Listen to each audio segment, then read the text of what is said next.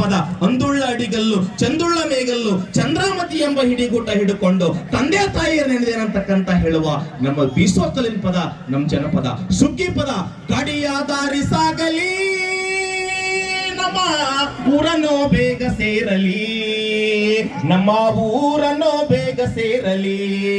ಬಂಡಿಯ ಹೊಡೆವಾಗ ಬರಕೋಲ ಮರತೋಯ್ತು, ಕಂಡನರೆಯರೇ ಕೊಡಿರಮ್ಮ, ಕಂಡನರೆಯರೇ ಕೊಡಿರವ್ವ ನಂಬಸವ, ಮುಂದಕ್ಕೆ ಮೂರೆಜ್ಜೆ ನಡೆದಾವ, ಗೆಜ್ಜೆಗಲ್ಲೆಂದು ಕುಣಿದಾವ.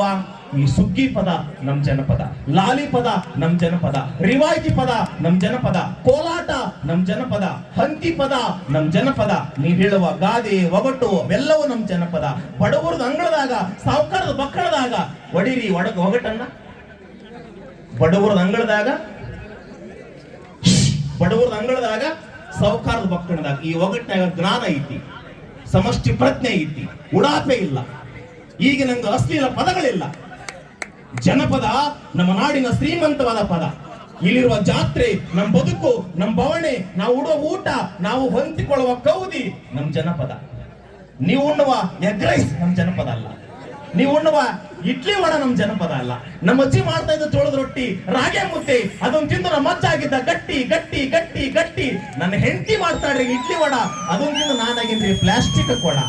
ಒಳ್ಳೆ ಜೋಳದ ರೊಟ್ಟಿ ರಾಗಿ ಮುದ್ದೆ ತಿಂದು ನಮ್ ಹಿರಿಯ ಚೆನ್ನಾಗಿ ಬದುಕಿದ್ರ, ನೀವು 90 ಹೊಡೆದು ಎಗ್ ರೈಸ್ ಹೊಡೆದ್ರ 10 ವರ್ಷ ಬದುಕಲ್ರಿ ನೀವೆಲ್ಲ. ಜನಪದವನ್ನ ಉಳಿಸ್ಕೊಂಡ್ರ ನಮ್ ಬದುಕೈತೆ ಅಂತಕ್ಕಂಥ ಮಾತನ್ನ ಹೇಳ್ತಾ, ಯುವಕರೇ ಈಗಿನ ಹಾಡನ್ನ ಕೇಳಿಸ್ಕೊಳ್ಬೇಕು. ಹಿಂದೆ ನಮ್ಮ ತಲೆಮಾರಿನ ಹಿರಿಯರು ನಮಗಾಗಿ ಬಿಟ್ಟು ಹೋಗಿದ್ದಾರಲ್ಲ, ಅದು ನಮ್ಮ ಆಸ್ತಿ, ಅದು ನಮ್ಮ ಬುದ್ಧಿ, ಅದನ್ನೂ ಕೇಳಿಸ್ಕೊಡ್ರಿ ಅಂತಕ್ಕಂಥ ಮಾತನ್ನ ಹೇಳ್ತಾ, ನನ್ನನ್ನ ಕರೆಸಿ ಮಾತಾಡೋದಕ್ಕೆ ಅವಕಾಶ ಮಾಡಿಕೊಟ್ಟಿರ್ತಕ್ಕಂಥ ನಿಮ್ಮೆಲ್ಲರಿಗೂ ವಂದಿಸಿ ನಾನು ಬಹಳ ಖಾರವಾಗಿ ಮಾತಾಡಬೇಕಾಯ್ತು. ಯಾಕೆ ಅಂತಂದ್ರೆ ಇಲ್ಲಿ ಅನೇಕರಿದ್ದಾರೆ, ಒಬ್ಬರೇ ಇಲ್ಲ. ಒಬ್ಬರಿಗೆ ಡ್ಯಾನ್ಸ್ ಬೇಕಾದ್ರೆ ಇನ್ನೊಬ್ಬರಿಗೆ ಹಾಡಬೇಕಾಗಿರುತ್ತೆ, ಇನ್ನೊಬ್ಬರಿಗೆ ನೃತ್ಯ ಬೇಕಾಗಿರುತ್ತ, ಇನ್ನೊಬ್ಬರಿಗೆ ಸಿನಿಮಾ ಬೇಕಾಗಿರ್ತದ. ಯಾವನೊಬ್ಬ ಸೂರ್ ಕುಡ್ಕೊಂಬಂದ ಅಂದ್ರ ಇಲ್ಲಿ ನಡೆಯೋದಿಲ್ಲ, ಯಾವ್ದು ನಡೆಯಲಿಲ್ಲ. ಎಲ್ಲರನ್ನ ಗೌರವಿಸ್ಬೇಕು, ಎಲ್ಲರನ್ನ ಇಲ್ಲಿ ಪರಿಗಣಿಸ್ಬೇಕು. ನಿಮ್ಮ ಊರಿಗೆ ಯಾರೇ ಕಾಲಾದ್ರೂ ಬರಲಿ, ಗೌರವ ಕೊಟ್ರ ನಿಮ್ಮೂರಿನ ಕೀರ್ತಿ ಬೆಳೀತೆ ಅಂತಕ್ಕಂಥ ಮಾತನ್ನು ಹೇಳ್ತಾ ಮತ್ತೊಂದು ಸಾಲ ಬರ್ತೀನಿ. ನಮ್ಮ ಚಿನ್ನವಾಲು ಸರಿಗೆ ಬಹಳ ಪ್ರೀತಿ ತುಂಬಿದ ವಂದನೆ. ಇವತ್ತು ನನಗನ್ಸುತ್ತಾ ನಮ್ಮ ಯಲಬುರ್ಗಾ ತಾಲೂಕು ಯಾಕೆ ಅಂತೀನಂದ್ರ, ನಾನು ಹುಟ್ಟಿದ ನೆಲ ಇದು, ನಮ್ಮೂರಿದು ಮೈಲಾರಿ. ನಾವು ಅರ್ಜುನ್ ನಾವೆಲ್ಲರೂ ಇಲ್ಲಿ ಎಷ್ಟು ಖುಷಿ ಪಡ್ತೀವಿ ಅಂದ್ರೆ ಬಂಧುಗಳೇ, ನಮ್ಮೂರಾಗ ನಮ್ಮ ತಾಲೂಕಿನಾಗ ಯಾರೇ ಕಲಾವಿದರು ಬಂದ್ರ ಅವ್ರನ್ನ ಗೌರವಿಸಿರಂತಕ್ಕಂಥ ಮಾತನ್ನ ಸಂದರ್ಭದಲ್ಲಿ ಹೇಳ್ತಾ, ಇವತ್ತಿನ ಜನಪದಕ್ಕಿಂತಲೂ ಮೈಲಾರಿ ಅವರೇ ನೀವು ಹಾಡ್ಬೇಕಾದಾಗ ಹಿಂದಿನವು ಕೆಲವು 4 ಜನಪದ ಗೀತೆಗಳನ್ನ ಹಾಡ್ರಿ, ಈ ತಾಲೂಕಿನ ಗೌರವ ಉಳಿಸ್ರಿ ಅಂತಕ್ಕಂಥ ಮಾತನ್ನು ಹೇಳ್ತಾ, ವಿಶೇಷವಾಗಿ ಏನಪ್ಪಾ ಅಂತಂದ್ರೆ ಒಂದೇ ಒಂದು ಮಾತು ಹೇಳಿ ನನ್ನ ಮಾತು ಮುಗಿತೀನಿ. ಕಣ್ಣಾ ಮುಚ್ಚೆ ಕಾಡೇ ಗೂಡೆ ಉದ್ದಿನ ಮೂಟೆ ಉರುಳೆ ಹೋಯ್ತು, ನಮ್ಮಯ್ಯ ಹಕ್ಕಿ ಬಿಟ್ಟೆ ಬಿಟ್ಟೆ ನಿಮ್ಮಯ್ಯ ಹಕ್ಕಿ ಜೋಕೆ ಜೋಕೆ. ಏನ್ರಿ ಇದ್ರ ಅರ್ಥ ಗೊತ್ತಾ ನಿಮ್ಗೆ?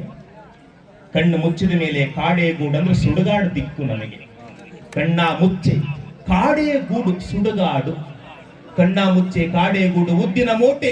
ಎಲ್ಲಾ ಧಾನ್ಯಗಳಲ್ಲಿ ಗಟ್ಟಿಯಾದ ಧಾನ್ಯ ಉದ್ದಿನ ಬೇಳೆ ಅಂತ ಗಟ್ಟಿಯಾದ ಮನುಷ್ಯನ ದೇಹ ಇದ್ದಕ್ಕಿದ್ದಂತೆ ಉರುಳಿ ಹೋದಾಗ ಕಣ್ಣ ಮುಚ್ಚೆ ಕಾಡೇ ಗೂಡೆ ಉದ್ದಿನ ಮೂಟೆ ಉರುಳೆ ಹೋಯ್ತು.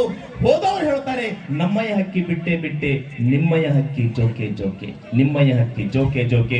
ಇಲ್ಲಿರುವ ಮಕ್ಕಳಿಗೆ ಸಂಸ್ಕಾರ ಕಲಿಸ್ಬೇಕು, ಇಲ್ಲಿರುವ ಮಕ್ಕಳಿಗೆ ನಮ್ಮ ಸಂಸ್ಕೃತಿ ಕಲಿಸ್ಬೇಕು. ಯಾಕೆ ಜಾತ್ರೆ ಮಾಡ್ತೀವಿ?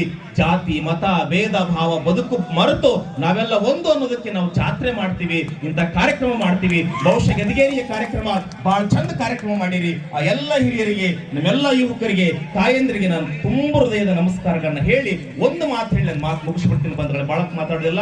ಏನೇ ಆದ್ರೂ ನಿಮ್ಮ ಮಕ್ಕಳಿಗೆ ಒಳ್ಳೆ ಶಿಕ್ಷಣ ಕೊಡ್ರಿ. ಯಾಕೆಂದ್ರೆ ಒಂದ್ ಸಣ್ಣ ಹಳ್ಳಿ, ಒಂದು ಹಳ್ಳಿಯಾಗ ಒಂದು ಬೇವಿನ ಮರದ ಕೆಳಗಡೆಗೆ 4 ಜನ ಕುತ್ಕೊಂಡು ಮಾತಾಡ್ತಿರ್ತಾರೆ. ಒಂದು ಹುಡುಗ ಆಟ ಆಡ್ತಿರ್ತಾನೆ. ಈ ಹುಡುಗ ಯಾರ ಮಗ ಅಂದಾಗ ಈ ಹುಡುಗ ನಮ್ಮ ಓಣಿ ಬಸ್ಸನ್ ಮಗ ಅಂದ್ರು.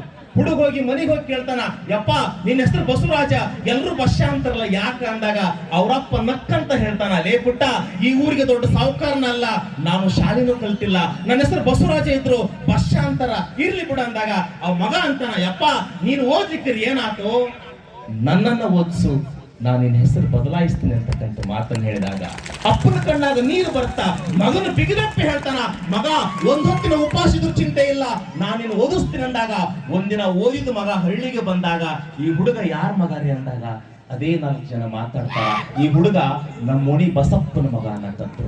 ಮುಂಚೆ ಬಸ್ಸ ಅಂತಿದ್ರು, ಈಗ ಬಸಪ್ಪ ಅನ್ನಕತ್ರು. ಹುಡುಗ ಕೊಪ್ಪಳ, ಬಳ್ಳಾರಿ, ರಾಯಚೂರು ಜಿಲ್ಲೆಗೆ ಸಾಯಿಬಾಗಿ ಕಾರ್ನಾಗ ಬಂದ. ಈ ಹುಡುಗ ಯಾರ ಮಗ ಅಂದಾಗ, ಈ ಹುಡುಗ ನಮ್ಮ ಓಣಿ ಬಸಪ್ಪನವ್ರ ಮಗ, ನಮ್ಮ ಓಣಿ ಬಸಣ್ಣವ್ರ ಮಗ ಅಂದ್ರು. ಬಸಪ್ಪ ಆಗ್ಯಾನ, ಬಸಪ್ಪನವ್ರು ಆಗ್ಯಾರ, ಬಸಪ್ಪನವ್ರು ಬಸಣ್ಣ ಆಗ್ಯಾರ. ಅಂದ್ರೆ ಅದಕ್ಕೆ ಕಾರಣ ಶಿಕ್ಷಣ ಅಂತಕ್ಕಂಥ ಮಾತನ್ನು ಹೇಳ್ತಾ, ಗೆದಿಗೇರಿ ಒಳಗ ಒಳ್ಳೆ ಶಿಕ್ಷಣವಂತರ ಇದೀರಿ. ಸರ್ಕಾರಿ ಪ್ರೌಢಶಾಲೆ ಐತಿ, ಪ್ರಾಥಮಿಕ ಶಾಲೆ ಐತಿ.